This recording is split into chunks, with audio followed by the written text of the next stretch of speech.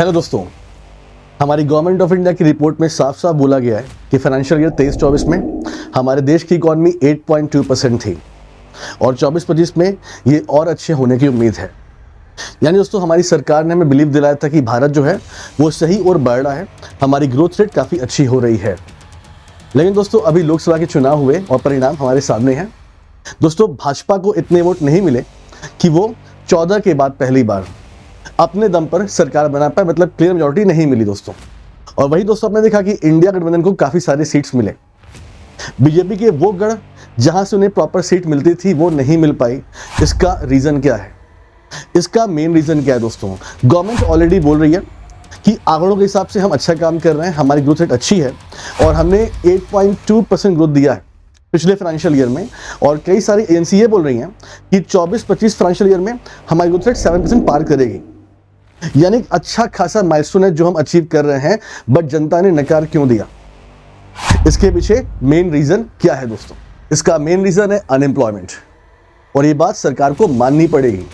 After कोविड-19 हमारे देश में क्वालिटी जॉब में काफी सारी कमी आई है दोस्तों। आपने देखा होगा ड्यूरिंग द कोविड-19 एक बहुत बड़ी पॉपुलेशन माइग्रेट हुई अपने गांव में, अपने स्टेट में, और दोस्तों जिसमें से कई सारी पॉपुलेशन वापस आई नहीं क्योंकि उनके पास जो प्रीवियस कंपनीज थी वहां पे जॉब ही नहीं।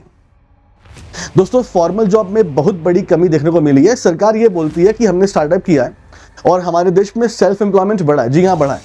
मैं ये मानता हूं कि हमारे देश में सेल्फ एम्प्लॉयमेंट बढ़ा है, लोग अपना बिजनेस कर रहे हैं, बट क्यों कर रहे हैं?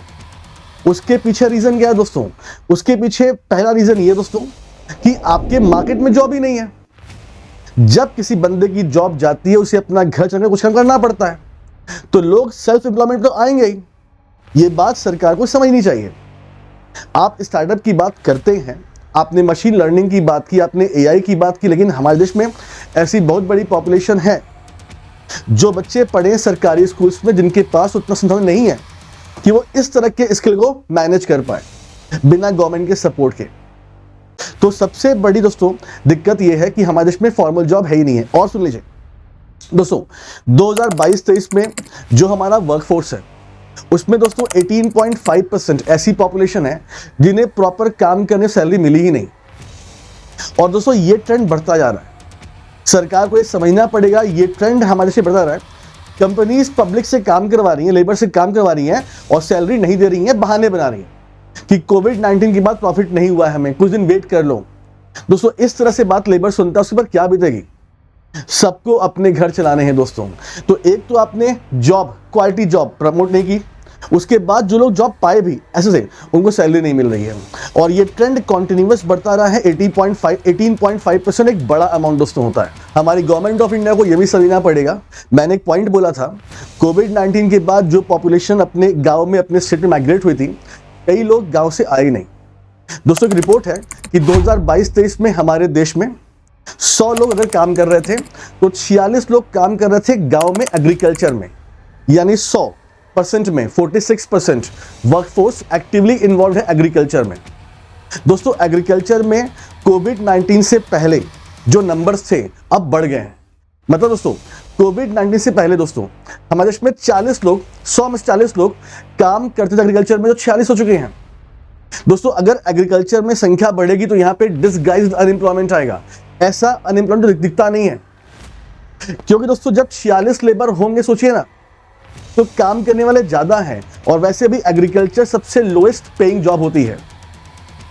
यानी अगर आपके पास अपने खेत नहीं है, आप किसी और के यहाँ काम करते हैं, तो भाई करने वाले बहुत ऑप्शंस हैं। जो खेत का मालिक है वो सैलरी आपको बहुत कम देगा, सैलरी देगा।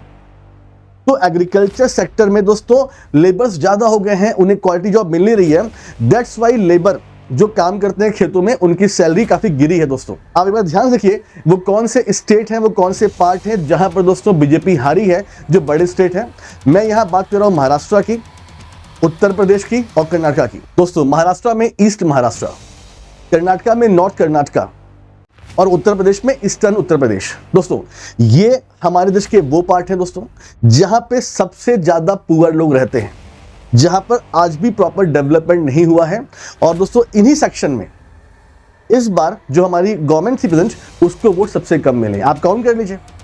ये साफ साफ इंडिकेट करता है कि हमारे देश के वो पार्ट जहां पे सबसे ज्यादा पुअर रहते हैं उनको दोस्तों जॉब्स मिल नहीं रही हैं, लेकिन महंगाई उनके लिए बराबर है। उनको उसी रेट पर पेट्रोल डीजल मिलता है जिस रेट पर सबको मिलता है। उनको उसी रेट पे एजुकेशन फी देनी पड़ती है, सबको देनी पड़ती है। उनके लिए खास क्या है? तो गाइस ऐसी पॉपुलेशन जो बहुत बड़ी पॉपुलेशन है, जो आपको दिखाई नहीं पड़ रही है, डिसगाइज्ड अनएम्प्लॉयमेंट की बात कर रहे हैं, तो ये एक बड़ा फैक्टर दोस्तों है जिस पर हमारी सरकार को ध्यान देना चाहिए था। दूसरा दोस्तों, दूसरा बड़ा रीजन एम्प्लॉयमेंट यूथ सेक्टर। हमारे देश में आज भी ऐसी पॉपुलेशन दोस्तों है जो रहती है सेमी अर्बन या रूरल एरियाज में। सरकार का काम होता है एजुकेशन का दोस्तों, बट सरकार ने कितने अच्छे से एजुकेशन प्रोवाइड किया हम जानते हैं, वो छिपा नहीं है। हमारे देश में ऐसे स्टूडेंट जो बीए, बीएससी, बीकॉम या बीटेक, एमबीए, एमसी कर लेते हैं, जॉब नहीं पाते हैं, वो डिपेंड होते हैं ऑन द गवर्नमेंट जॉब। सरकार आप हमारा साथ देगी, बिकॉज आप स्टार्टअप में जाओगे या आप मल्टी नेशनल कंपनी जाओगे, आपका स्किल होनी चाहिए उस तरह की। कम्युनिकेशन स्किल्स से लेके दोस्तों आजकल तो हम एआई की बात कर रहे हैं, जो कि हमारे यूथ पॉपुलेशन में काफी कम है। तो इन्हें उम्मीद होती है सरकारी स्कीम से, सरकारी रिक्रूटमेंट से।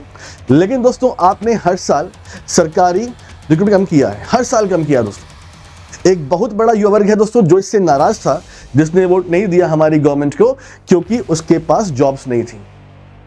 दोस्तों एक डेटा के हिसाब से हमारे देश में हर साल 25% जॉब कट हुई है गवर्नमेंट जॉब में। एसएससी, रेलवे, डिफेंस, बैंकिंग, ये बड़े सेक्शन हैं जिसमें वैकेंसी डे बाय डे कम होती जा रही है। सरकार को ये समझना पड़ेगा कि आपके पास एक मौका है। आप ये एग्जाम्पल सेट कर सकते हैं कि सरकारी कंपनियां भी काम करती हैं, ग्रोथ देती हैं, अगर प्रॉपर ठीक से ट्रेनिंग मिले तो, और जहां पे करप्शन कम हो।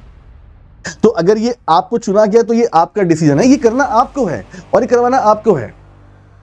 सरकारी कंपनी को प्राइवेट करना is not a solution, is not a solution. Solution ये कि आपको आपके कंपनीज में प्रॉफिटेबिलिटी होनी चाहिए, अच्छे से जॉब होनी चाहिए, राइट पर्सन राइट जॉब होना चाहिए। ये होता है गवर्नमेंट का काम। तो एक बहुत बड़ी पॉपुलेशन जो यूथ है, युवा है, जो सरकारी जॉब की तैयारी कर रही है, मेरा मानना है कि एक्टिव जो युवा है वो 2 करोड़ है मान लीजिए, तो उनमें से काफी कम लोगों ने वोट दिया है। तो हमारे देश में उत्तर प्रदेश, राजस्थान, हरियाणा, मध्य प्रदेश, बिहार, छत्तीसगढ़, उड़ीसा, ऐसे स्टेट में कमजोर लेवल के बच्चे होते हैं। कमजोर मतलब जिनकी इनकम कम होती है, तो उनके पास एक आसरा है गवर्नमेंट जॉब का, सरकारी जॉब का, जो आप उनसे छीन ले रहे हैं, आप कम दे रहे हैं। एक दूसरी बड़ी पॉपुलेशन दोस्तों ये है जिसने वोट कम किया।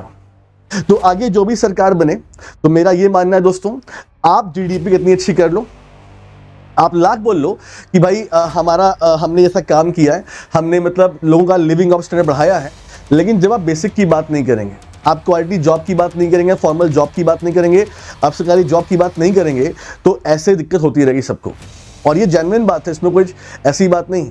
तो गाइस ये वीडियो मैंने इसलिए बनाया था, जो मुझे लगता है और जो मैंने रिसर्च किया है कि इस बार इस गवर्नमेंट को वोट क्यों नहीं मिला, कहां से नहीं मिला, कौन से एरियाज हैं, मेन रीजन क्या था। दोस्तों अगर आप भी मेरे इस वीडियो से सहमत हैं तो प्लीज हमें कमेंट कीजिएगा, आपके कमेंट से काफी मोटिवेशन मिलेगा हमें। Thank you so much guys, अपना ख्याल रखिए, मिलते हैं आपसे नेक्स्ट वीडियो में। Thank you so much.